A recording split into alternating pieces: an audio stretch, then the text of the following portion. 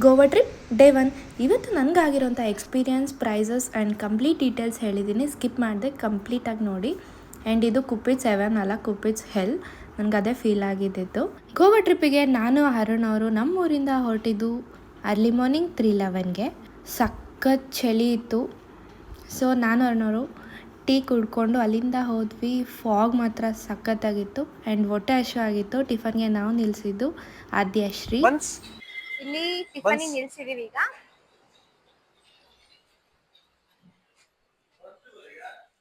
ಸಖತ್ತಾಗಿದೆ ಅಲ್ಲ, ಕಾಮಾಗಿದೆ. ಅಲ್ಲಿ ಪಾರ್ಕಿಂಗ್ ಮಾಡಿದೀವಿ ಕಾರ್.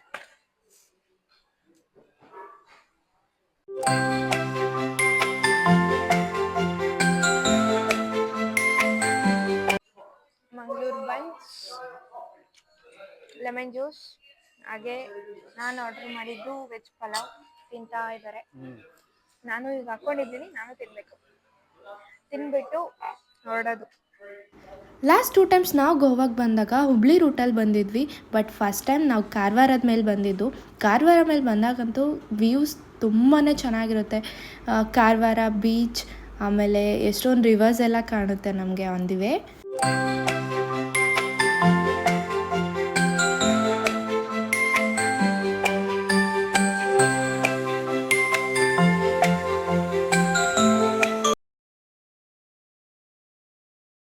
ಫಸ್ಟ್ ಡೇ ನಾವು ಸ್ಟೇ ಬುಕ್ ಮಾಡಿದ್ದು ನನಗೆ ಎವೆನ್ಗಿನ ಹೆಲ್ ಅಂತಲೇ ಫೀಲ್ ಆಯಿತು. ಅಲ್ಲಿ ತೋರಿಸಿದ್ದೆ ಒಂದು ಆ್ಯಂಡ್ ಇಲ್ಲಿ ಇರೋದೇ ಇನ್ನೊಂದು. ನಮಗೆ ಈವನ್ ಬ್ಲ್ಯಾಂಕೆಟ್ಸ್ ಕೇಳಿದ್ರು ಕೂಡ ಇವ್ರು ಕೊಡಲ್ಲ. ಸೊ ನೀವು ಬುಕ್ ಮಾಡ್ಕೊಂಡು ಬರ್ತೀರಾ ಅಂದರೆ ಕೇರ್ಫುಲ್ ಆಗಿರಿ. ಸ್ಟೇಯಿಂದ ಕಾಣೋ ವ್ಯೂ ಇದು ಅಗೋಂಡ ಬೀಚ್ ಅದು. ಆ್ಯಂಡ್ ಇದು ಸ್ಟೇ.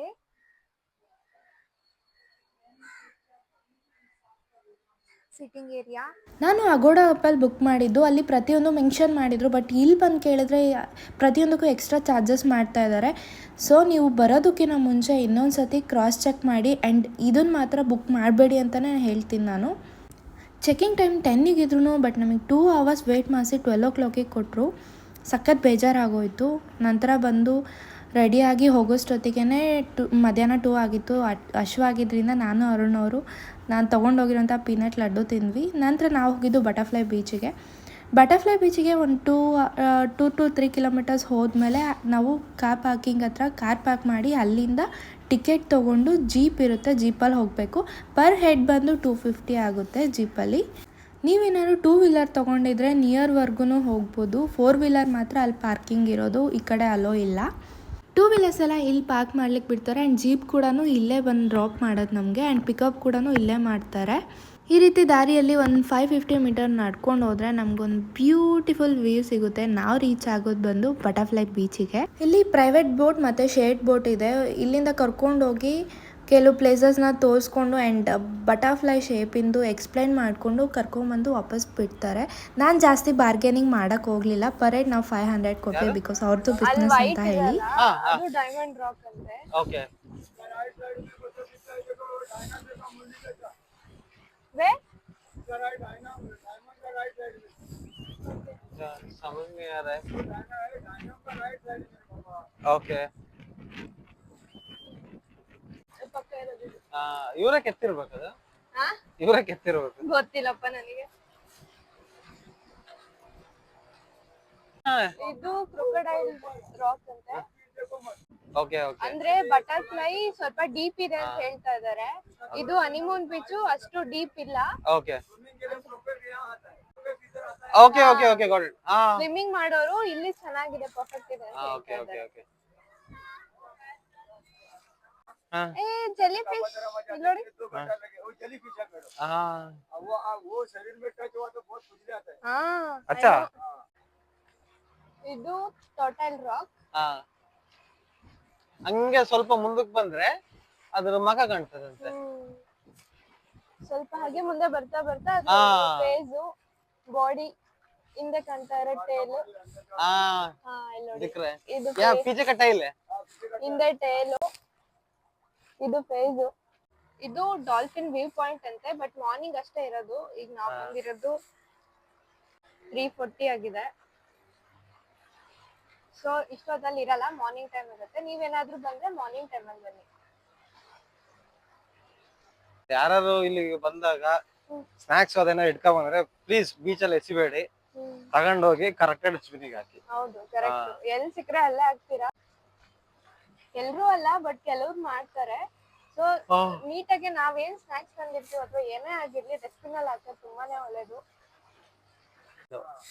ಅಲ್ಲಿ ಕಾಣ್ತಾ ಇರೋದು ಐಲ್ಯಾಂಡ್ ಬಂದು ಮಂಕಿ ಐಲ್ಯಾಂಡ್ ಅಂತೆ. ಪೊಲಾಲಂ ಬೀಚ್ ಗೆ ತುಂಬಾ ನಿಯರ್ ಇದೆ ಅದು. ಸೊ ಇದ್ರ ನೆಕ್ಸ್ಟ್ ನಾವು ಹೋಗ್ತಾ ಇರೋದು ಪೊಲಾಲಂ ಬೀಚ್ ಗೆನೆ. ಅಲ್ಲಿ ನಾವು ಹೋಗ್ಬಿಟ್ಟು ಜೆಲ್ಲಿಫಿಶ್ ಒನ್ ಮೋರ್ ಹಿಯರ್. ಇದು ಬಟರ್ಫ್ಲೈ ವಿಂಗ್ ಶೇಪ್ ಇರೋದ್ರಿಂದ ಬಟರ್ಫ್ಲೈ ಬೀಚ್ ಅಂತ ಕರೀತಾರೆ. ಬಟ್ ನೀವ್ ಇಲ್ಲಿ ಸ್ವಿಮ್ ಮಾಡಕ್ ಬಂದ್ರೆ ಮಾತ್ರ ಡೇಂಜರ್, ಬಿಕಾಸ್ ತುಂಬಾನೇ ಡೀಪ್ ಇದೆ. ಆ ಕಡೆ ಇಲ್ಲಿಂದ ಆ ಕಡೆ ಸೈಡ್ ಕರ್ಕೊಂಡು ಹೋಗ್ತಾರೆ. ಬೋಟಲ್ಲಿ ನೀವು ಹೋದ್ರೆ ಪರ್ ಹೆಡ್ ನಾವು ಕೊಟ್ಟಿದ್ದು 500. ನಂಗೆ ಗೊತ್ತಿಲ್ಲ ಸಪ್ರೇಟ್ ಆಗಿ ಎಷ್ಟು ಕೊಡ್ತಾರೋ ಅಂತ. ಇದು ಪ್ರೈವೇಟ್ ಬೋಟ್. ಸೊ ನೀವು ಏನೋ ಸ್ವಿಮ್ ಮಾಡ್ಬೇಕು, ನೀರಲ್ಲಿ ಆಟ ಆಡ್ಬೇಕು ಅಂದ್ರೆ ಅಲ್ಲಿ ಹನಿಮೂನ್ ಬೀಚ್ ಇದೆ, ಅಲ್ಲಿಗೆ ಹೋಗಿ. ಇದು ಬಂದು ಜಸ್ಟ್ ವ್ಯೂ ಅಷ್ಟೇನೆ. ಈಗ ನಾವು ಬಂದಿರೋದು ಪೊಲಾಲಂ ಬೀಚ್ಗೆ. ಅಲ್ಲಿಂದ ನಾನು ಬಟರ್ಫ್ಲೈ ಬೀಚ್ ಇಂದ ತೋರಿಸ್ದಾಗ ಕಾಣಿಸ್ತಲ್ವಾ ದ್ವೀಪ, ಅದು ಇಲ್ಲೇ ನಿಯರ್ ಬೈ ಕಾಣಿಸುತ್ತೆ. ಬಟ್ ಅಷ್ಟು ಕ್ಲಾರಿಟಿ ಇಲ್ಲ, ಈವ್ನಿಂಗ್ ಆಗೋಗಿದೆ. ಸನ್ಸೆಟ್ ನೋಡಿ ಸಖತ್ತಾಗಿದೆ. Wow, sunset point. And okay, ಪರವಾಗಿಲ್ಲ, ಕ್ರೌಡೆನ್ ಇಲ್ಲಿ ಪೊಲಾಲಂ ಬೀಚ್ ಅಲ್ಲಿ ಅಂತ ಇಲ್ಲ. ಅಂಡ್ ಇಲ್ಲಿ ಕಯಾಕಿಂಗ್ ಕೂಡ ಇದೆ, ನೋಡ್ಬೋದು. ಅಲ್ಲಿ ಕಯಾಕಿಂಗ್ ತಗೊಂಡ್ ಹೋಗ್ತಾ ಇದ್ದಾರೆ. ಆಮೇಲೆ ಅಷ್ಟು ಡೆಪ್ತ್ ಕೂಡ ಇಲ್ಲ. ಬೋಟಿಂಗ್ ಕೂಡ ಇದೆ. ಅಲ್ಲಿ ಬಟರ್ಫ್ಲೈ ಬೀಚ್ ಡೈರೆಕ್ಟ್ ಆಗಿ ಹೋಗಕ್ ಆಗದೆ ಇರೋರು ಪೊಲಾಲಂ ಬೀಚ್ ಬಂದು ಇಲ್ಲಿ ಬೋಟ್ ಇಂದ ಬಟರ್ಫ್ಲೈ ಬೀಚ್ ಕೂಡ ಕರ್ಕೊಂಡು ಹೋಗಿ ತೋರಿಸ್ಕೊ ಬರ್ತಾರೆ. ನಂಗೆ ವ್ಯೂ ಮತ್ತೆ ತುಂಬಾನೇ ಇಷ್ಟ ಆಯ್ತು. ಅಲ್ಲಿ ಮಕ್ಳು ಎಷ್ಟು ಚಂದ ಆಡ್ತಾ ಇದಾರಲ್ವಾ. ಈವ್ನಿಂಗ್ ಸನ್ಸೆಟ್ ನೋಡ್ತಾ ನಾನು ಅರುಣ್ ಅವರು ಟೀ ಕುಡಿದ್ವಿ. ಪೊಲಾಲಂ ಬೀಚ್ ಪಕ್ಕದಲ್ಲೇ ಕಾರ್ ಪಾರ್ಕಿಂಗ್ ಇತ್ತು, ಬಟ್ ನಾವು ಬಂದಾಗ ಫುಲ್ ಆಗಿತ್ತು ಅಂತೇಳಿ ಅಲ್ಲೇ ಪಾರ್ಕಿಂಗ್ ಮಾಡಿ ಅಂತ ಹೇಳಿದರು. ಇನ್ನೊಂದು ಪಾರ್ಕಿಂಗ್ ನಾವು ಹುಡ್ಕೊಂಡು ಹೋದಾಗ ಅವ್ರು ನಮಗೆ 200 ಚಾರ್ಜ್ ಮಾಡಿದರು. ಅಲ್ಲೆಲ್ಲ ಅದನ್ನೇ ಬಿಸ್ನೆಸ್ ಮಾಡ್ಕೊಂಡಿದ್ದಾರೆ. ನನಗಂತೂ ಇಷ್ಟ ಆಗಲಿಲ್ಲ ಇದು. ಪೊಲಾಲಂ ಬೀಚ್ ರೋಡ್ ಫುಲ್ ನಿಮಗೆ ಶಾಪಿಂಗೇ ಸಿಗುತ್ತೆ. ನಾನು ನೋಡಿದಾಗ ಇದು ಚೀಪೆಸ್ಟ್ ಮಾರ್ಕೆಟ್ ಅಂತ ಇತ್ತು, ಬಟ್ ನೋ, ನಂಗೆ ಇದು ಚೀಪೆಸ್ಟ್ ಮಾರ್ಕೆಟ್ ಅಲ್ಲ, ಇಲ್ಲಿ ತುಂಬ ಕಾಸ್ಟ್ಲಿನೇ ಇದೆ. ಇದಕ್ಕಿಂತ ನನಗೆ ಅಂಜುನಾ ಮಾರ್ಕೆಟ್ ಅಥವಾ ಸ್ಯಾಟರ್ಡೆ ನೈಟ್ ಮಾರ್ಕೆಟ್ ಇದು ತುಂಬಾ ಚೀಪ್ ಅಂತಲೇ ಹೇಳ್ತೀನಿ. ಇಲ್ಲಿ ನೀವು ಬೇಕಿದ್ರೆ ನಾರ್ಮಲಾಗಿ ಶಾಪಿಂಗ್ ಮಾಡ್ಬೋದು, ಬಟ್ ಅಷ್ಟು ವರ್ತಿ ಇಲ್ಲ.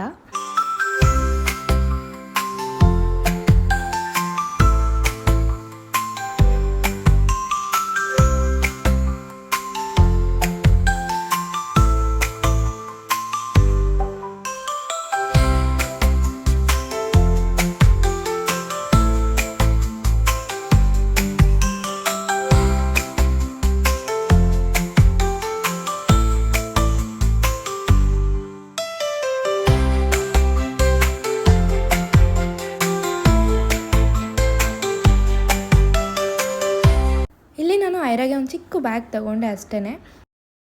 ನಾನು ಅರುಣ್ ಅವರು ಬಿಗ್ ಬಾಸ್ ನೋಡ್ಕೊತ ಸೂಪು ಮತ್ತು ಫ್ರೈಡ್ ರೈಸ್ ತಿನ್ಕೊಂಡು ಅಗೊಂಡ ಬೀಚಿಗೆ ಹೋದ್ವಿ.